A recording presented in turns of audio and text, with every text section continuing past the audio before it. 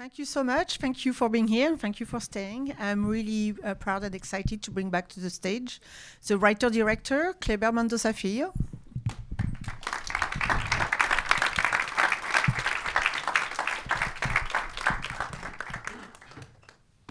Thank you.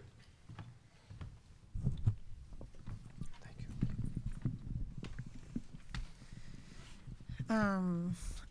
And before we start, I would also like to give a big round of applause to your producer who's here but not speaking, Émilie Lesclos, who's in the back, right?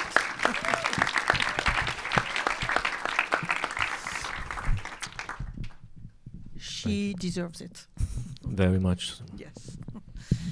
You said something very interesting in the introduction about the ghost of Agnès Varda being over you when you were working on the film. It's a film that I'm sure you had in your mind for a very long time. And you mentioned the word ghost. The movie is about ghosts as well, in many different ways. And I was wondering if you could talk a little bit more about what interests you in the ghost aspect of the film. We had many films about ghosts. They're very different. But your ghosts are about cinema, they're about artists, and they're about your personal memory as well. So can you start about Yeah, I actually said imaginary friend. You didn't say ghost? No. Well, we can open a discussion. It could be the same thing, but I mentioned an imaginary friend, and that's what she was. But I think when you're particularly when you're lost making a film, and you're often lost making films, you don't know what you're doing. Sometimes you think it's not really working out, and then you begin to ask for help, and then you might find help in a book or in a film from the past. And it so happened that Agnès Varda was one of my imaginary friends who came to help me, because she did something along those lines a few times. But you met Agnès Varda? I met her once, yes, but I never really had a real conversation with her. But I did meet her. I shook her hand, and it's quite an honor. But imaginary friend, as in the relationship that you establish with people from the past, through their work. I also thought a lot about Manuel de Oliveira, the great Portuguese filmmaker. He made 2 films, Porto of My Childhood, Porto da Minha Infância, which is a beautiful film about Porto. And his the film that he made in 1982. The secret film? Yeah, the secret film, which we all saw after he died, Sonhos, Memórias e Confissões, which is a beautiful film about his house. So, I also, for whatever reason, remember the Scorsese's Italian-American about his parents. So, these are my friends, but these are films from the past which somehow help you when you're making your own film. So I thought I should mention Varda because she's really special, and I love the way you and the festival and Dennis put together this particular combination of that film with this film. I agree. You made fiction films, documentary films, and it's the same as Agnès Varda, really.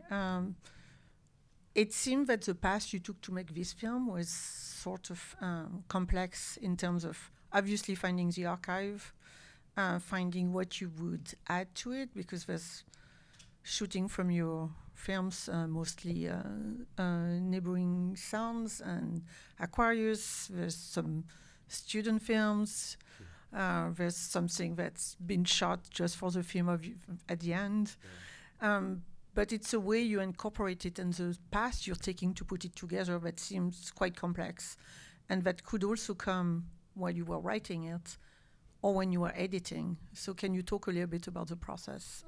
Yeah, the editing was the key to the whole film, because I did not have a script for this film. It was just a series of ideas and memories that I thought I should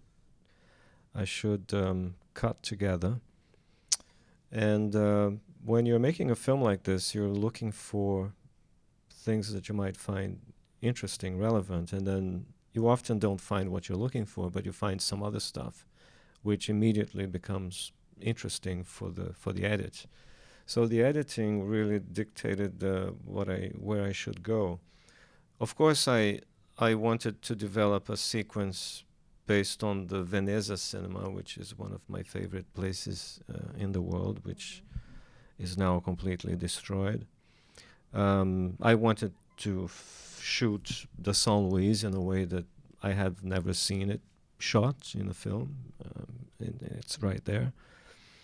And then at some point I decided to show the family place, not because it's my family place, but because I made many films there. And I find it fascinating when you see a place that has been shot from so many different angles over so many years with so many different formats and picture quality. And it says a lot about cinema and points of view. And then that's where I actually found the film. When I went into the apartment, I was sure that I was onto something that I was interested in. Talking about the house and then talking about the city and the cinemas in the city. But you incorporate a lot of very personal things from you, your life, your family. Mm-hmm. And the tone you use for it doesn't bring...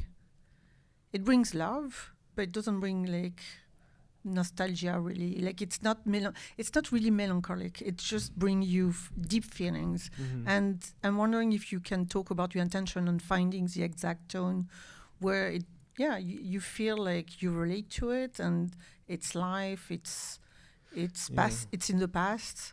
That's the way it is. Yeah. And but it's not like sentimentally melancholic-y or something. It's very tricky because I mean the film has been very well received. Of course, it's doing. Of course, yeah, of course. No, well, not of course, but now that it's been on release after 7, 9, 8 weeks, I can say of course, yeah, because it's been doing well in Brazil and theatrically even. But sometimes people complain that it's a little too sentimental, and I completely understand where that comes from. But well, you can tell them I disagree. I don't find it sentimental. Florence disagrees, and I agree with her. Yes, but it's tricky because you're talking about love and the past and time, and at some point. I told Emilie a few times, and I told also Mateus, the editor, that I could go. For example, you meet a friend you haven't seen in 10 years, 8 years, or 15 years, and you will inevitably talk about life if you have the time to talk to your friend. I can go there, and I think it's a beautiful thing. But I will not go where the industry of nostalgia usually goes, because it's quite easy for you to make a film or a television series where you push all the right buttons to activate commercial nostalgia. So that I find really kind of complicated, and I'd rather avoid that. At the same time, towards the end of the film, I came to realize that once you discuss certain things in cinema, it could be love, it could be human relationships, and the passing of time, there is a certain tendency in cinema to take you to the melodrama. I'm also fine with that up to a certain point. What point is this? I don't know. I can't really establish. It's not mathematics. It's just a question of how you feel and how you feel about the images that you're showing and the ideas that you're presenting as a person, as an artist. So I'm all right with a certain mellow tone that the film has, but I can tell you that all of it is very honest, and particularly talking about the house where I spent most of most of the years in my life, and of course the house where my mother used to live, and we lost her very early. All these things are very kind of tricky when to bring. I showed the film to my brother in April, just before Cannes. He knew I was working on a film called Pictures of Ghosts, but then I invited him to see the film. And it took him about a week to recover, because he didn't know, he wasn't really prepared to see what he saw in the film. But then he came to terms with what the film is and what it means for him. So it is very tricky, but I mean, it's tricky. You make a film about the past yes, in every possible ways. yeah, All the films you've seen, all the cinema you've seen, where you lived, where your family was, yeah, your family. But yeah. you keep the tone just right above the... It's good to hear that, the- yeah. Well, Thank you. no, you can tell other people who disagree. The end of the film, on the other hand, is very pleasurable. Mhm. Can you talk about how that came about, and why don't you have a TV series or a Netflix show or something? Because you're quite amusing in it. And the dialogue with a taxi driver would remind... Do you know the actor Luis Rego? He looks exactly the same. Yeah, totally. I thought it was him. Except that he's not Brazilian. Well, I've been making the film for 7 or 8 years, and I always wanted to end the film with that sequence.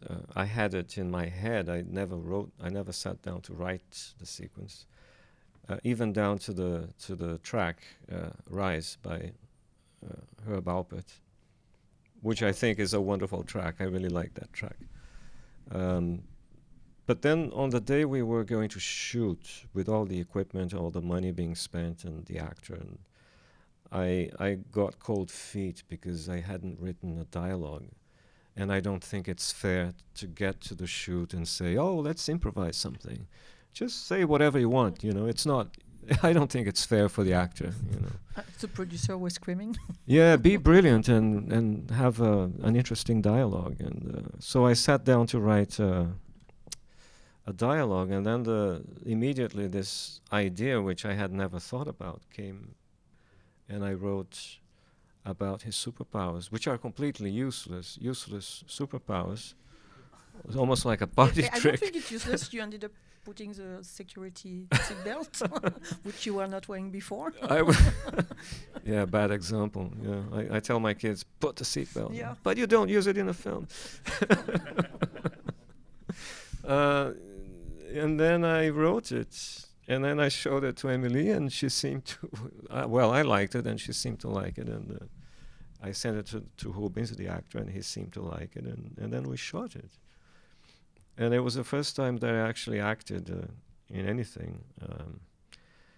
So I really made it easy on myself. You know, I just played myself and had nice lenses on myself. To go back to the short film and the Agnès Varda, if you were in the position to meet with her or Pasolini, do you think about what type of question you would want to ask each of them? But she talks about, you know, like, well, he talks about like fiction is the best documentary, and then the art, the imagery of Catholicism, which is really from Italian paintings, which is also something you talk about in the film. Yes. So these are like actually like great answers from recurring Pasolini. themes. Yeah. I mean, it happens all the time with, I mean, I'm a filmmaker, and I get to meet wonderful people in different situations. Others not so wonderful, but it's part of what it is. And then the wonderful we ones... know them. Yeah, the wonderful ones, you end up having good conversations, which might be formal conversations or just conversations about life, and some of them turn out to be interesting exchanges about how you see, how you make films. But I think it's really wonderful to hear Pasolini speaking French, and I love when she asks, what strikes you most about New York City? And says, the poverty. If he saw it now, he would be really it's upset. such a fascinating. And then it's, of course, it's the New York Film Festival, where I happen to be right now with the film.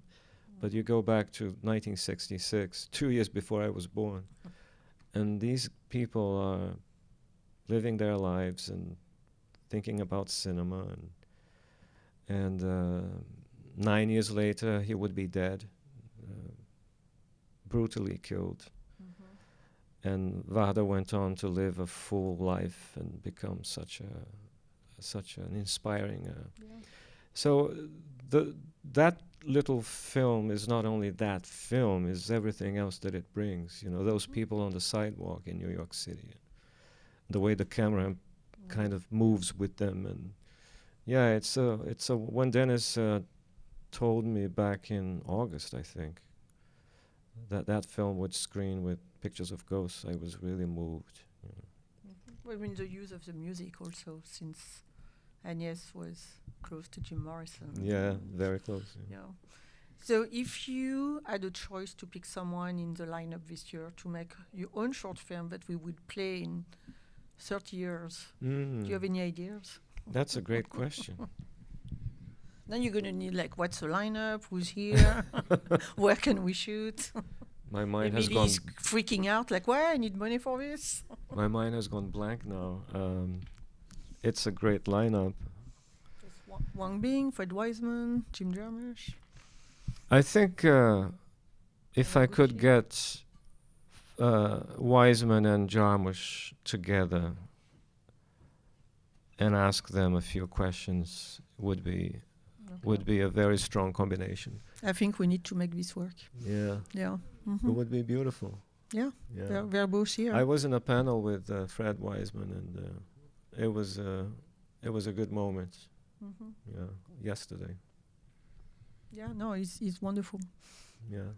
And he's 94 and still doing Q&As. Yes, I he know. was at the party last night. Yeah. I know. Yeah.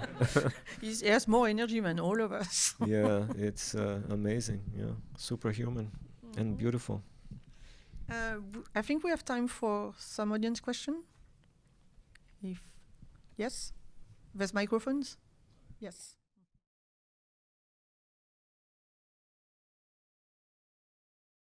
Well, it's a great question, but it's. I think it comes naturally that since I grew up around her, and she was a historian, and she was always talking about how a lot of the questions we ask today can be answered by history and can be answered by looking at records and documents, and she really believed in recording audio interviews and asking the people who the people who are not usually asked the questions, because she really believed in asking workers about life in society, not the bosses and the people who give out the cards, not the superiors, but asking the workers, and she made a lot of interviews with that, and I really think it's a beautiful idea in terms of history and looking at social history. So I can only imagine that she impacted my life in an epic way, but I can't prove any of that mathematically, except maybe looking at myself and my brother, who's an architect, and I think we have something that was given by her. I think, I'm quite sure. It's a good feeling. She was cool. Yeah. Does your brother live in Recife? Yeah, Okay. yeah. So We live close. Yeah. There was someone else right there.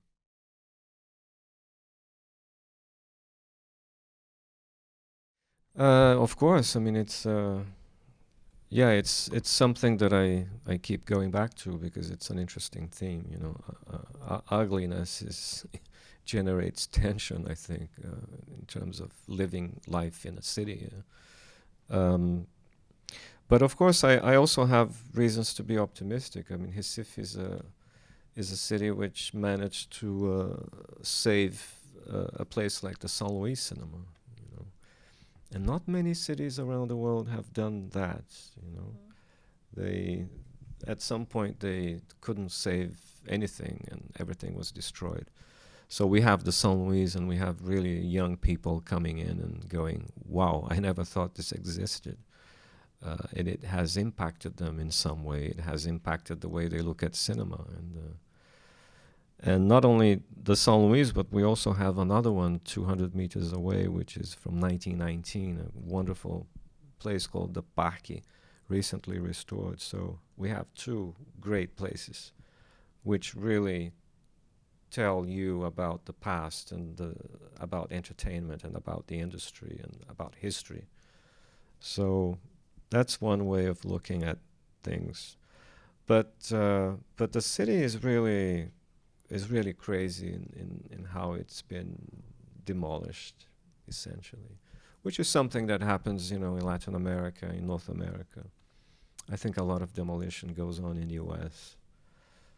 New York City. I mean, look at New York City. It's an amazing city, but it keeps changing all the time. You know, it's always something new being built, and yeah.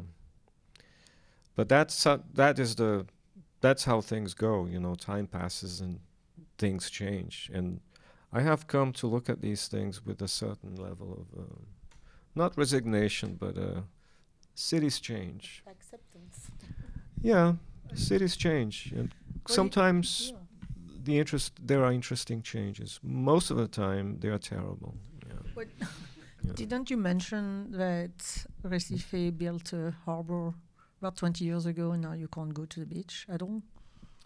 Yeah, it was 35 years ago. A new port was built 45 kilometers south, and that messed up the whole ecosystem. And then the sharks, which used to feed there on fish, they came north. And now we have a huge shark problem in Recife. Yeah, so it's like a revenge of nature kind of thing. So in 35 years, we've had maybe 40 deaths, which is a lot. You know? Yeah. It's worse than the rats in New York, I think. We don't attack that much. Yeah. We eat the pizza. It's quite a problem. Yeah. Was there any governmental support in the restoration, the preservation of the cinemas, or just individuals? Oh, always. Yeah. That's the only way that it can happen. In fact, it happens in France also, in Europe, and the Saint Louis was saved because it was bought by the local government, state government. Okay, so but it's not the federal government. Not federal, it was state government, and the other one, it's municipality. The city decided to save it. Okay. I think we have time for a final question.